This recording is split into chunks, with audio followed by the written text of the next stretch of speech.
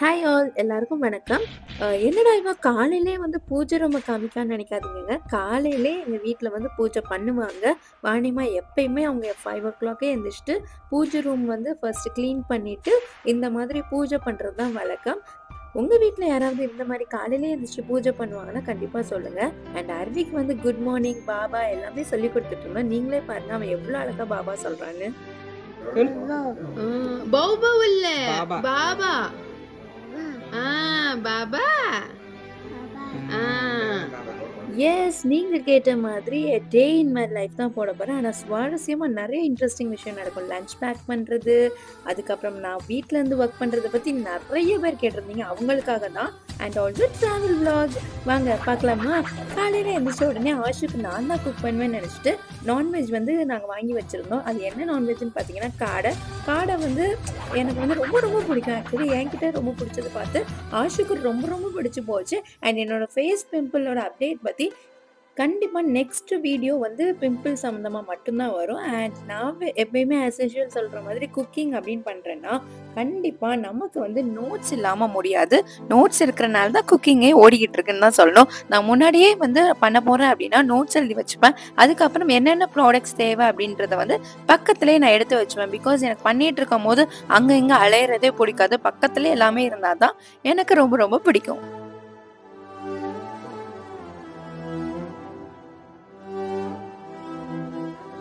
நீங்க உங்க ஹஸ்பண்ட்க்கு என்னென்னலாம் குக் பண்ணி குடுப்பீங்க? காலையில எந்திரிச்சு பண்ணுவீங்களா? இல்ல மத்தியானம் தான் லஞ்ச் வந்து சாப்பிடுவாங்களான்னு கண்டிப்பா என் கூட ஷேர் பண்ணுங்க. அண்ட் என்னென்ன ரெசிபீஸ் பண்ணுவீங்க? எவ்ளோ குயிக்கா பண்ணுவீங்கன்றதையும் சொல்லுங்க. என்னைய பொறுத்தவரைக்கும் எப்படின்னா, நான் வந்து ரொம்ப ரொம்ப குயிக்கா பண்ணுவேன். அது மட்டும் இல்லாம நான் அரைச்சு பண்றதுனால, இன்ஸ்டன்ட் பொடிஸ் வந்து நான் அவ்வளவா யூஸ் பண்ண மாட்டேன். ஏன்னா எனக்கு அது வந்து பிடிக்காது. ஸோ இப்ப நான் அரைச்சு எடுத்துக்கிறதுக்கு காடை கிரேவிக்கு நான் ஃபர்ஸ்ட் என்ன போடுறேன் அப்படின்னா, மல்லி வந்து ஒரு 2 ஸ்பூன் எடுத்துக்கணும். மல்லி எந்த அளவுக்கு வரப்படுதோ, அந்த அளவுக்கு சூப்பரா இருக்கும். பிகாஸ் எனக்கு வந்து அந்த ஒரு ஃப்ளேவரோட டெக்ஸ்சர் வந்து ரொம்ப ரொம்ப பிடிக்கும். அதுக்கப்புறம் ஜீரகம் 2 ஸ்பூன். ஏன்னா அது எல்லாமே 2 ஸ்பூன் போட்டோம்னா வந்து சூப்பர்பா இருக்கும். அதே மாதிரி மிளகு 2 ஸ்பூன். மிளகு வந்து ரொம்ப கொஞ்சம் அளவா போட்டுக்கலாம். ஏன்னா வந்து ரொம்ப காரமா இருக்கக்கூடாது. உங்களுக்கு காரம் வேண்டாம் அப்படின்னா 1 1/2 டீஸ்பூன் போட்டுக்கலாம். அதுக்கப்புறம் சோம்பு. சோம்பும் அதே மாதிரி தான். ஒரு 2 ஸ்பூன் போடலாம். இல்லாட்டி 1 1/2 ஸ்பூன் போடலாம். இது உங்களுக்கு எப்படி தோணுதோ அந்த மாதிரி போட்டுக்கலாம். அதுக்கப்புறம் பூண்டு வந்து நீங்க வந்து உரிக்காமையும் போடலாம், உரிச்சும் போடலாம். அது உங்களுடைய இஷ்டம். அதுக்கப்புறம் தேங்காய் குட்டி குட்டிஸ்லாம் நம்ம நறுக்கி வச்சுட்டு அதை வறுத்து போடும்போது உண்மையிலே அந்த காலத்துல எப்படி பண்ணுவாங்களோ அதே மாதிரி தான் இருக்கும். ரொம்ப ரொம்ப சூப்பரா இருக்கும். இது கூட பட்டை, கிராம்பு, ஏலக்காய் இது எல்லாமே ஒரு 2 இல்ல 8 இப்படி கூட போடலாம். முடிஞ்ச அளவுக்கு நான் வந்து அந்த அன்னாச்சி பூன்லாம் சொல்லுவாங்க. அதெல்லாம் வந்து ஒரு 1, 2 அந்த மாரி போட்டுக்கலாம். அது உங்க இஷ்டம் தான். பிகாஸ் இது எல்லாமே ஒரு ஃப்ளேவருக்காக தான். அப்புறம் வரமிளகா கண்டிப்பா 8 போடணும். அப்படின்னா தான் நமக்கு வந்து அந்த காரம் ஃப்ளேவர் வந்து சூப்பரா வரும்.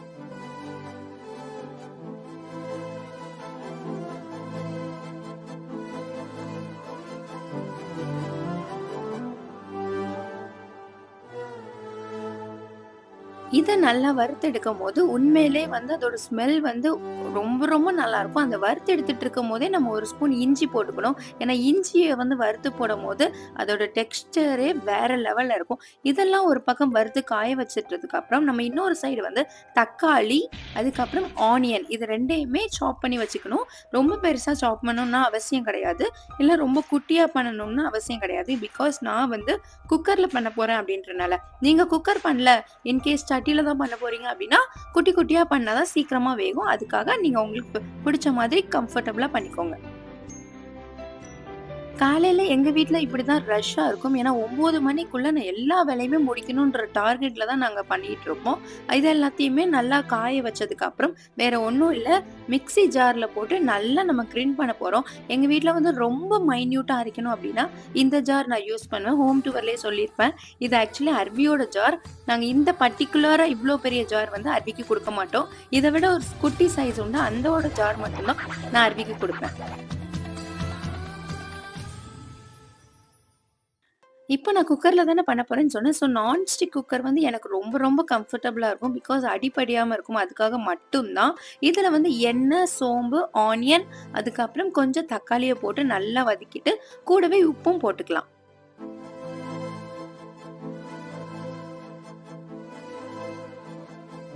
இத நல்லா வறுத்துக்கணும். பிகாஸ் நம்ம எந்த அளவுக்கு வறுக்கிறோமோ, அந்த அளவுக்கு வந்து ரொம்பவே சூப்பரா இருக்கும்.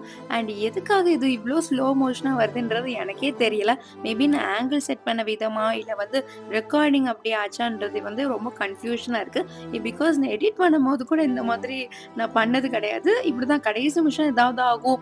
ஏதாவது நம்ம வேற மாதிரி திங்க் பண்ணியிருப்போம். ஆனா வேற மாதிரி நடக்கும். ஸோ இதெல்லாமா உங்களுக்கும் இருந்துச்சுன்னா கண்டிப்பா என்கிட்ட ஷேர் பண்ணுங்க. இப்போ வந்து காடை இந்த இத நல்லா மிக்ஸ் பண்ணிட்டு வேண்டிய அளவு தண்ணி கூட மிக்ஸ் பண்ணிக்கலாம். பிகாஸ் காட்டமா இருக்குன்றது தெரிஞ்சுச்சுன்னா, அதாவது காரமா இருக்குன்னா, ஸோ காடை எல்லாமே குட்டி குட்டியா தான் இங்க கட் பண்ணி தருவாங்க. முழு காடு தரமாட்டாங்க. வேணும்னா நம்ம வாங்கிக்கலாம். ஏன்னா ஃப்ரைலாம் பண்றதா இருந்தா அது சூப்பரா இருக்கும். ஸோ காடை எல்லாத்தையும் போட்டு ஒரு மிக்ஸிங்க போட்டுற வேண்டியதான்.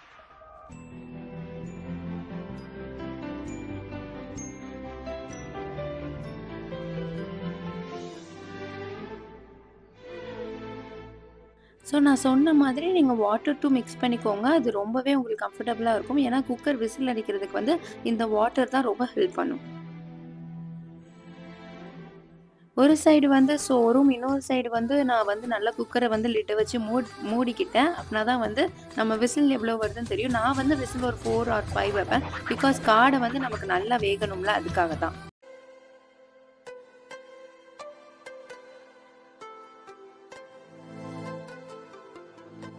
மார்னிங் ஆஸ் யூசுவல் அர்வி வந்து எந்திரிச்சுட்டான். அவன் 8:00 8:30க்குலாம் அர்வி எந்திரிச்சுருவான். ஸோ என்னென்ன பண்றாங்கன்றது அவனுக்கு ரொம்ப எக்ஸைட்டடா இருக்கும்.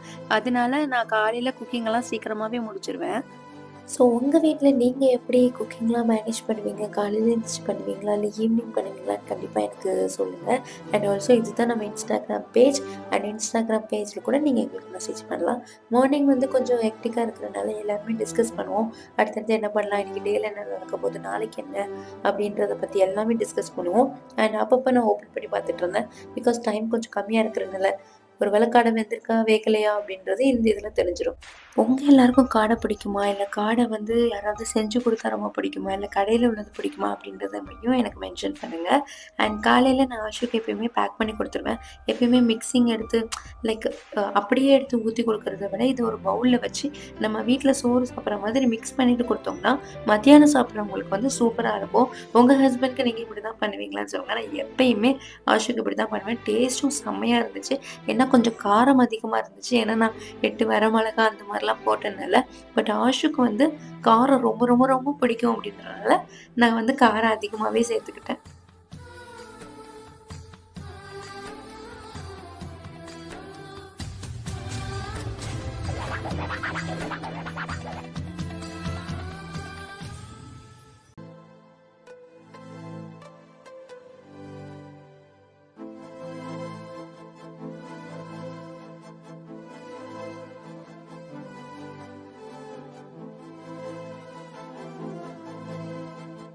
ஒரு வழியா பேக்கிங்லேருந்து எல்லாமே முடிச்சுட்டேன். அதுக்கப்புறம் அர்விக்கு வந்து கேரட் தோசை குடுக்கலாம் அப்படின்னு பிளான் பண்ணியிருந்தோம். சரி அர்விக்கு வந்து நெய்ல கேரட் தோசை குடுத்தோம்னா, ரொம்ப ரொம்ப ரொம்ப விரும்பி சாப்பிடுவான். இன்னொரு பக்கம் ஆஷும் ரெடி ஆயிட்டு இருந்தான்.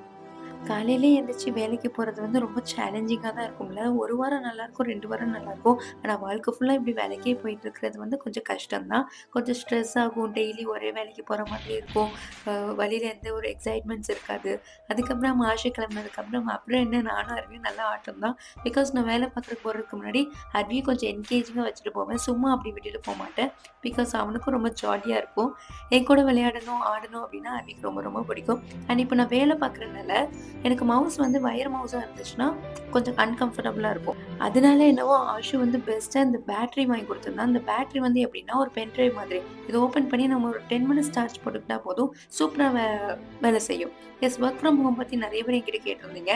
எனக்கு பர்சனலா வொர்க் ஃப்ரம் ஹோம் டீட்டெயில்ஸ் பத்தி சுத்தமா தெரியாது. நறுக்கி, அதுக்கப்புறம் இன்டீட் இந்த மாதிரி ஆப்ஸ்லலாம் நான் அப்ளை பண்ணி வச்சிருந்தேன். என்னோட சிஸ்டரோட ரெக்கமெண்டேஷனால தான் நான் இந்த ஜாப் வந்து சேர்ந்துக்கிட்டேன். இந்த ஜாப்ப பொறுத்தவரைக்கும் நைட் ஷிஃப்ட்டும் இருக்கு, டே ஷிஃப்ட்டும் இருக்கு. நான் சம்டைம்ஸ் நைட் ஷிஃப்ட் எடுத்துப்பேன்.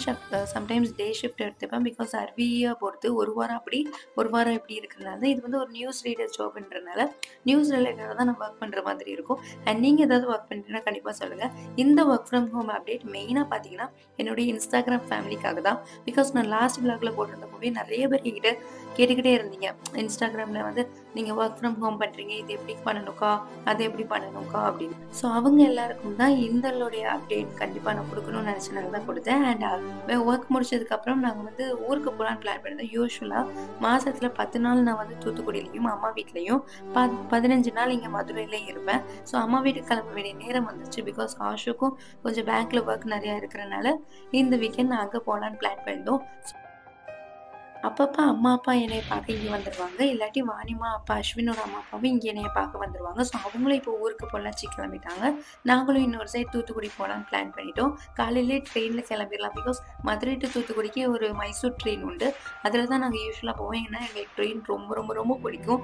எனக்கு பிடிக்குன்றதை விட அருவிக்கு ரொம்ப பிடிக்கும்.